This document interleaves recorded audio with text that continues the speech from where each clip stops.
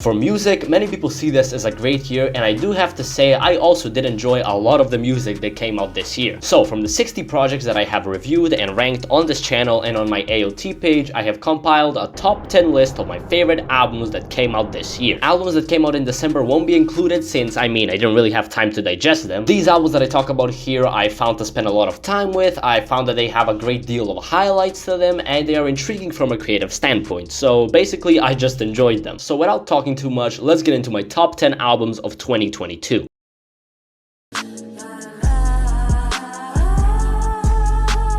For the first entry on this list, at number 10, I have Melt My Eyes, See Your Future by Denzel Curry himself. Now, Taboo is still my favorite Denzel project. Yes, that's a little bit of an unpopular opinion now, but I still stand by it. But this is definitely second. This project features clean production and a much more mature sound compared to his previous albums. Before, I feel like he focused a lot more on the trap elements and this really loud production, like, I am the one, the way, stuff like that. And that's great, I love that type of sound. But on Melt My Eyes, I don't see that to be the case, but there are exceptions, of course. Denzel is a very versatile artist. It's not as loud as Taboo or Imperial, but it's got a nice jazz rap vibe to it with some more trap focused songs like Ain't No Way. But I think where this project really shines is on a track like Walkin'. Denzel here really shows off his rapping, having a cool concept for the song and for the whole album, to be honest, while it's also flowing well and smoothly. It's a cohesive album for sure, and it's a pretty fun listen while it's also keeping up lyrically. It sounds like new school jazz rap, if that's a way to describe it. I guess it's a little bit of a fresh air when it comes to jazz rap for me. A big issue I have with jazz rap is that it can get a bit boring for me sometimes, or it can sound a bit dated and it gets quite a bit repetitive. Not on here though, he balances out the project well. My favorite songs from this album are the intro, Melt Session 1, Walkin', I love the beat switch on that song, John Wayne, it has a great chorus, Trouble, T-Pain does great, X-Wing, and Sanjuro. I think that's how you pronounce it, look, I don't know. But yeah, that's gonna come in at number 10.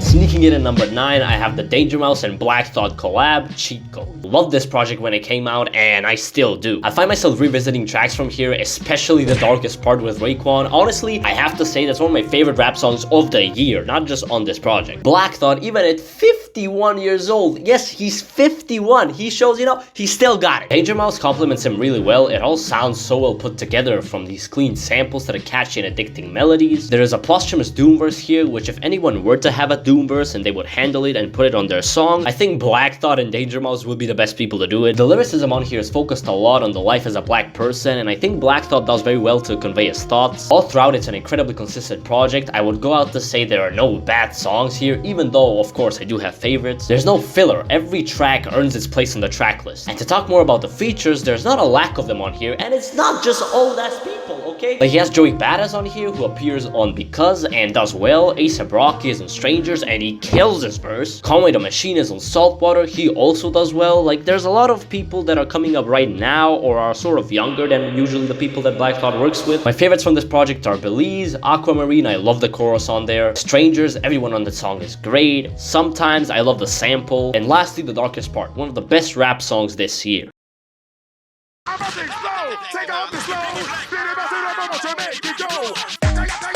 I've been seeing Renaissance on a lot of publications number 1. Even Pitchfork had it as their number 1, the very best. Even though, yes, I do disagree, I still think it's a fair pick as this album is really, really good. I did a review to this project, so check that out if you haven't. I gotta plug myself. But to quickly sum it up, I think this is a really fun album. It's got some slower songs which aren't my favorites from this album, but the majority of it is pretty fast-paced, smooth instrumentals, a little jazzy at times, but it is a dance album. And it is a dance album done correctly, okay? It is done very well. There was another one that came out this year that didn't do so well in my opinion, and yeah. Beyonce shines with confidence on Renaissance, and it's fun to listen to. There's some pretty good transitions here, the project works well in album form, and songs individually hold up very well. It's just a vibe, that's genuinely I think the best way to describe it. It's just a vibe, it shines with confidence. Production is also nice and high quality, it's Beyonce, what do you expect? My favorite tracks are Cozy, which is insanely smooth, Energy, the feature kills it, Church Girl, I love the sample on there, Move, the chorus on Move is really fun, and I love the whole feel of the song. All around, a very fun album to listen to, and that's why it places at number 8.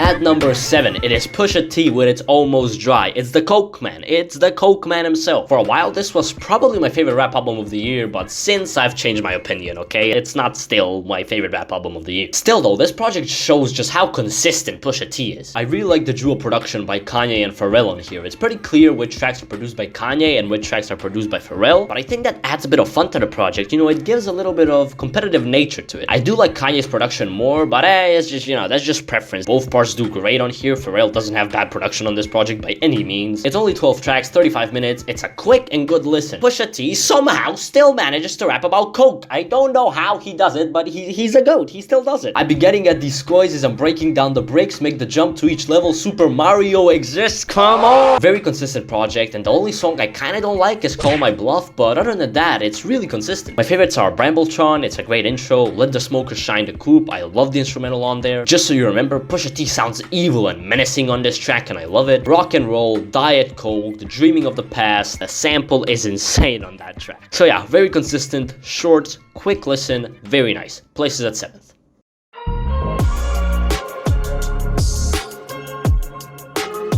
At number 6, we have got Capri Songs by FK Twigs. I had never listened to an FK Twigs project before this, and I saw some hype around it and decided to give it a listen. And oh boy, I did not regret it, as you can tell by the placement on here. It seems a bit like a collection of songs. There isn't a clear focus content-wise, but I think that sort of helps it. It doesn't demand too much of your attention, if you get what I mean, to really enjoy it. Sonically, it is just impressive enough though. Like, it carries what it needs to do just through sound alone. It doesn't really need you to pay attention to the lyrics or to the concepts or whatever. No, it's just very, very good sonically. I really love the production on here. There's a bit of everything for everyone. There's weird stuff like Meta Angel, which is a pretty blown up but also minimalistic song. There are some more rap-centered tracks like Darjeeling, which features a drill instrumental where Georgia Smith sings over it and it sounds amazing. And then songs like the outro song, like the thank you song, where the focus is a lot more on FK Twigs' vocals. There are tracks for everything here. Songs to get hyped to, songs to dance to, like Poppy Bones, which is a banger. It's a banger, okay? The melodies on this thing are really catchy and Twigs complements them really well. She takes up quite a big role in the album, or should I say, she kind of shows off her presence a lot. Majority of it is a pretty happy feeling album when compared to his previous work. Did I say his previous work? I meant her previous work. Look, I don't know. It seems like she's in a more clear headspace on here, and you can tell that through the music. For what it is, this album is great. My favorite tracks are Honda, Meta Angel, Tears in the Club with The Weeknd. I think that song has a really cool vibe to it. Pamplemousse, it's pretty short but sweet. Poppy Bones, just a pure banger, okay, just pure banger. And Minds of Men is a track I like a lot. The production on there is fantastic.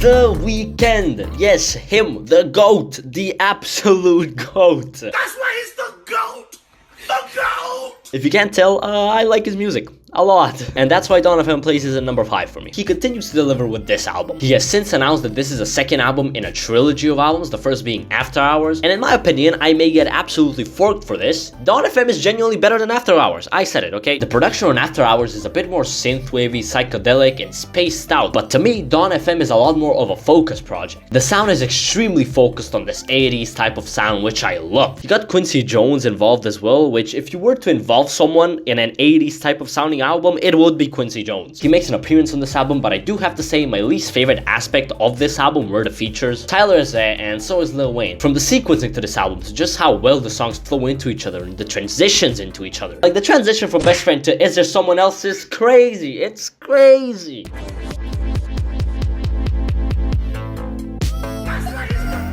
The Weeknd is still pretty toxic on here. I mean, it is The Weeknd, what can you expect? But I do like that, and I also do like the lyrics on here. The theme of the project seems to be sort of like a radio playing through The Weeknd being in purgatory. His performance here is sick. Gasoline was a little weird when I first heard it. It's definitely odd for an album intro, but even that has grown on me massively, and I love what he does on there. The whole project is filled with jams, very fun to listen to dance along to, which I think was maybe his purpose in this. And not only that, it's backed up by a pretty cool concept. My favorites are Take My Breath. The breakdown on the song is amazing. Out of Time, a calm, very vibey song. Best Friends, pretty simple production, but I think that works well. Is There Someone Else? Love the sample, as well as the lyrics on here. And lastly, Less Than Zero, content-wise, maybe the saddest song on the album, and I think it's sounding so upbeat makes it even better in a sense.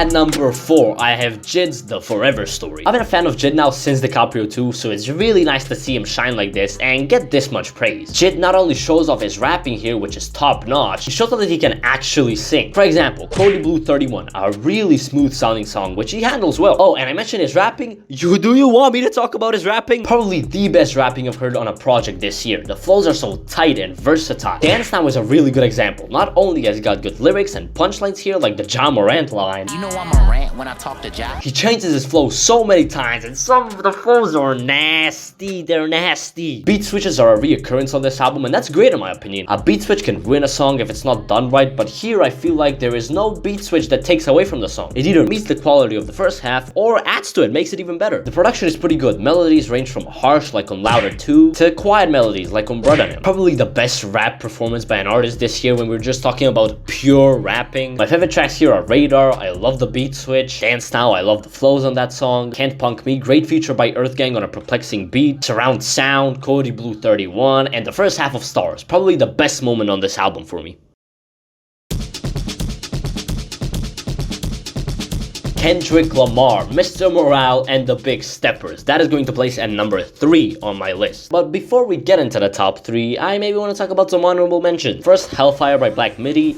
Yes, I didn't quite like this project as much as other people did, but still, I can appreciate it for what it is. Gemini Wright, there's some cool moments on this album for sure. Drill Music in Zion, one of the better rap albums of this year. Too Alive by Yeet, probably the most fun rap album to come out this year. And Wasteland, very, very toxic and very, very smooth. Now let's get into the top 3. Kendrick is easily the best rapper we have seen in the past decade, in my opinion, and the hype for this album was crazy. For me, I'd say he delivered, as you can see by the placement on this list. This project shines conceptually for me. Sound-wise, yes, it is still great, but there are tracks I kinda don't feel the need to come back to. But concept-wise, this delivers. It is meant to be like a therapy session for Kendrick. He talks about some pretty personal topics on here, such as cheating, as well as touching up on the savior idea. The sound of this project takes inspiration from Baby Keem's The Melodic Blue, which I'm fine with. It's a cool sound for Kendrick to try out, and he nails it on N95. That is one of my favorites on this album. It's a very fun song. It goes hard, very, very hard. And on some tracks, I think it actually has some of the most interesting production we have seen on a Kendrick album, like on United in Grief, which has very fast drums with melodies that evolve, as well as We Cry Together, which is a really interesting take on a song. It paints a great image, and I love the approach he takes. Lyrically, he is just as good here, not making stuff too complex, but still saying a lot. That's what he's always been great at. Some of my favorites are United in Grief, N95, We Cry Together, Count Me Out, Auntie Diaries, and Mother I Sober. One of my favorite rap songs of this year.